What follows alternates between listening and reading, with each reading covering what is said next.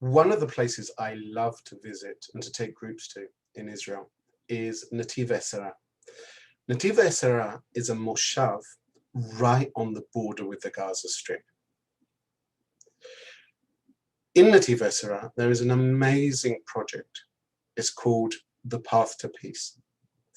Here, a local artist has taken the security wall and fence and put art all over it, symbolizing hope, symbolizing peace, symbolizing that things can be better.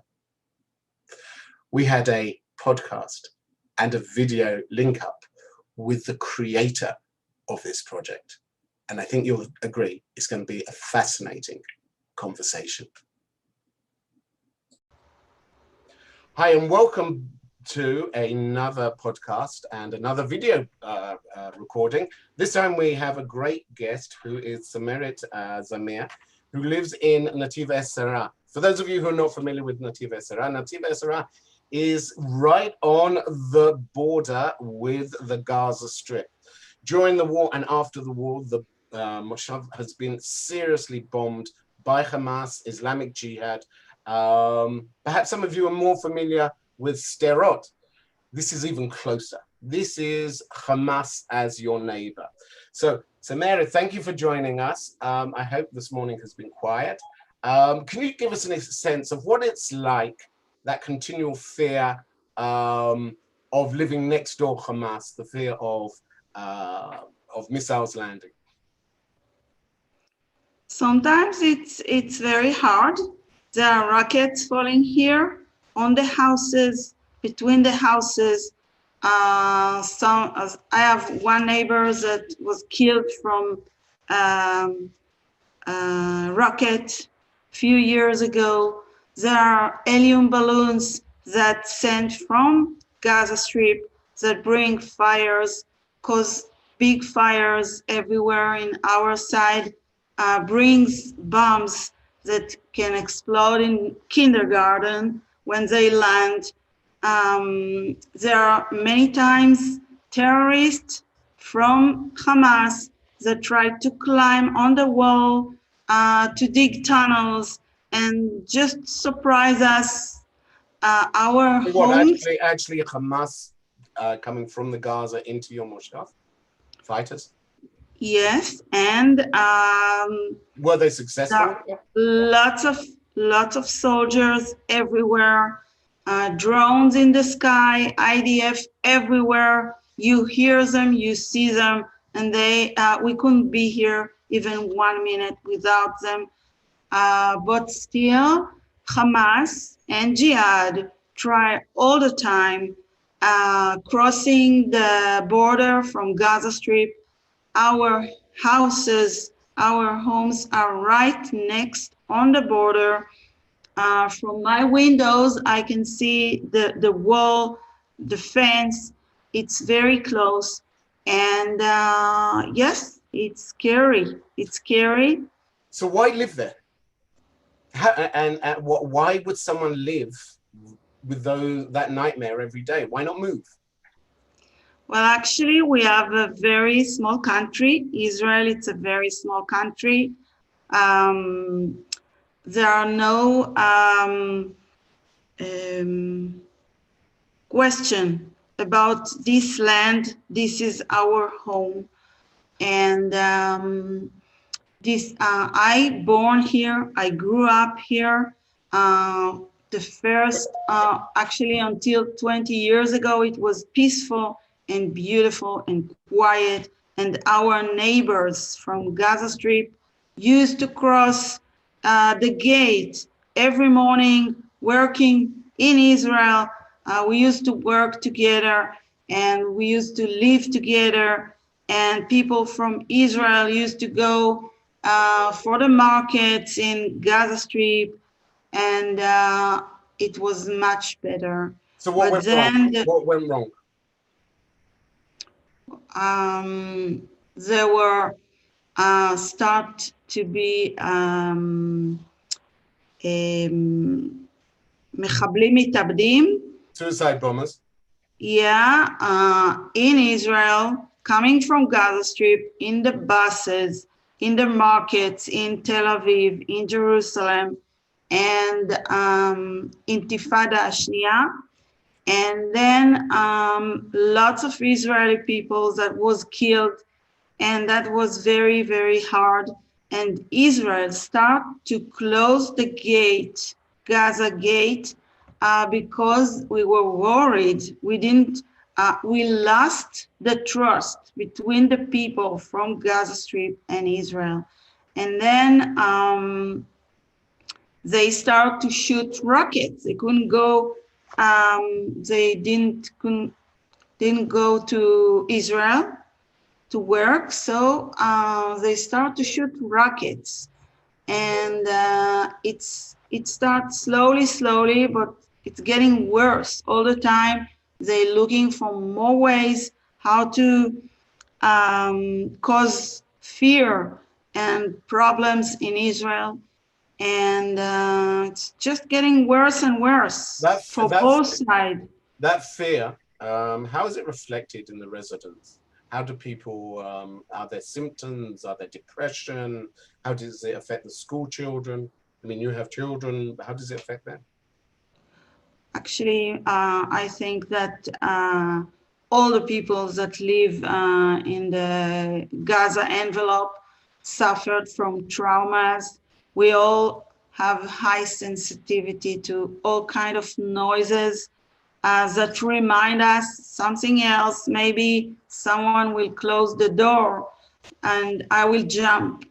There really is a form of post-traumatic stress, continual post-traumatic stress. Lots of people that suffer from traumas, lots of tough memories, hard experience that we won't forget, not just the kids, the adults too.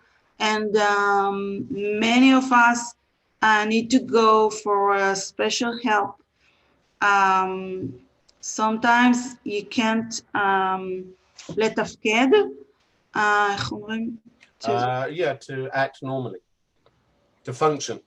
To function, you can't go out from your bed, you can't speak, you can't go to school, you're afraid to go out from the house to meet your friends, and you can't sleep at night, you have stomach, you have headache, you have... and you still live there. Traumas, you have tough dreams. We are still living here and live. Yeah, you live. You're living. Live here.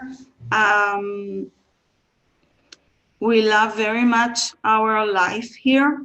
We are very proud of our life here, and we always encourage our kids, go outside, meet your friend. This is your home. You don't need to be afraid. And actually, our special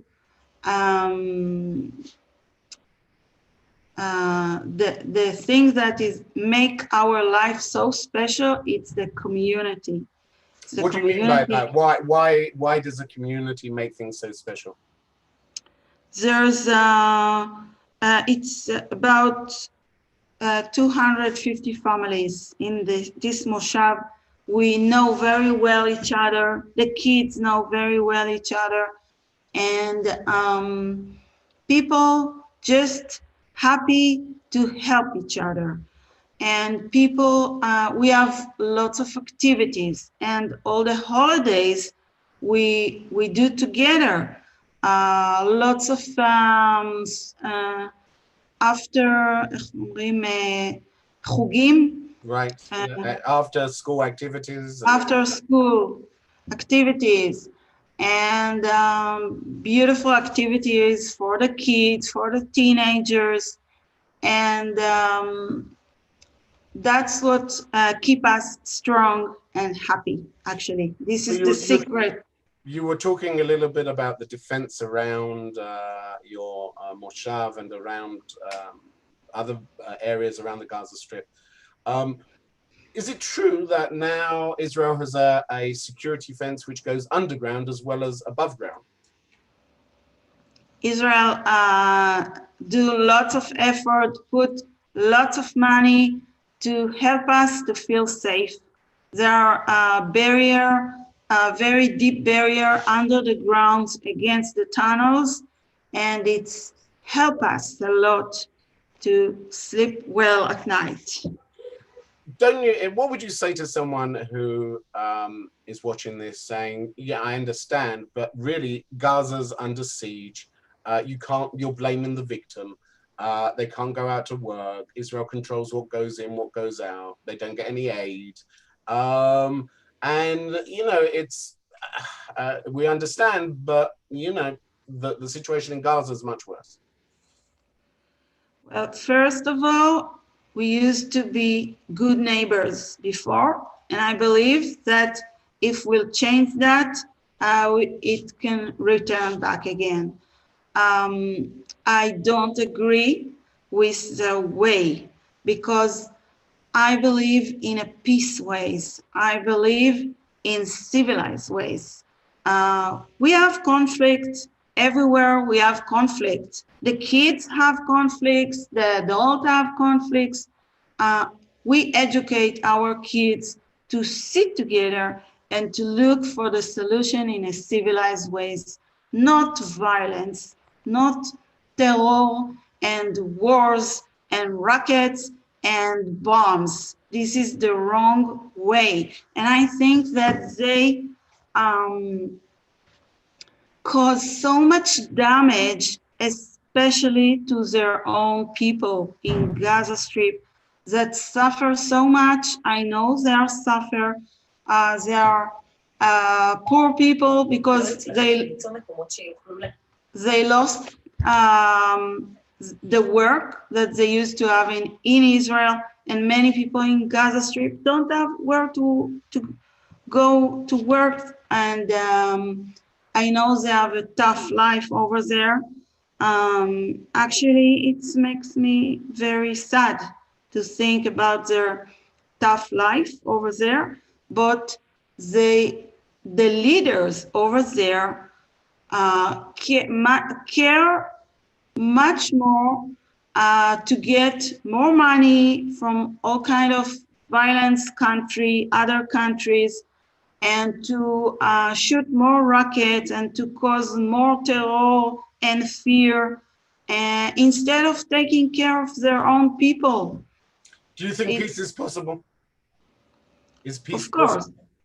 Yes, it's decisions that the leaders need to take. It's very easy. They just need to choose the right path. Yeah, very easy. For anyone watching this from abroad, and we have many people watching and listening, whether it's a podcast or watching on YouTube, who live abroad, what can someone do to make a difference here? What a student on a campus, a community leader, someone who's in a youth group, what can someone do to make a difference? I think that we all, simple people. I'm a simple people. Everyone's simple people, but we all can affect. It's very easy. We just need to educate for peace ways, and not violence. This is wrong. This is not a way. We can start between us.